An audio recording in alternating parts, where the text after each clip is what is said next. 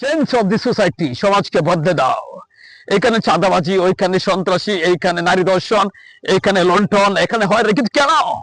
কেন ভাই, কেন বলেন? আমাদের মতো একজন গরিব বাংলাদেশ, সাধারণ দেশ মানুষ পেট ভরে ভাত খেতে চায় এবং এক টুকরো কাপড় পরে বাঁচতে চায়, ওটাই মানুষ চায়।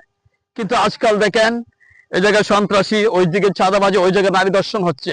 তো আজকে এই সমাজে, আজকে এই সমাজ সুস্থ রাখার জন্য, সুন্দর রাখার জন্য একজন দেশ নেতার প্রয়োজন। তো এমন নেতা আমরা চাই যে দেশকে সন্ত্রাস মুক্ত করতে পারবে, দর্শন মুক্ত করতে পারবে।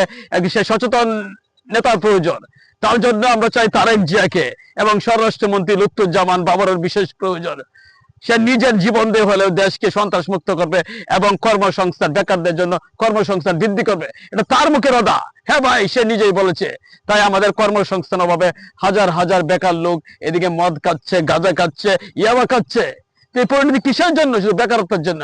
বেকারত্ব মুক্ত করুন, দেশকে সুন্দর রাখুন, স্বাভাবিক রাখুন। তার জন্য প্রয়োজন ধানের শীষ, স্বরাষ্ট্রমন্ত্রী লুৎফুজ্জামান বাবর এবং ভারত পর্যন্ত কাঁপানো তারেক জিয়ার প্রয়োজন।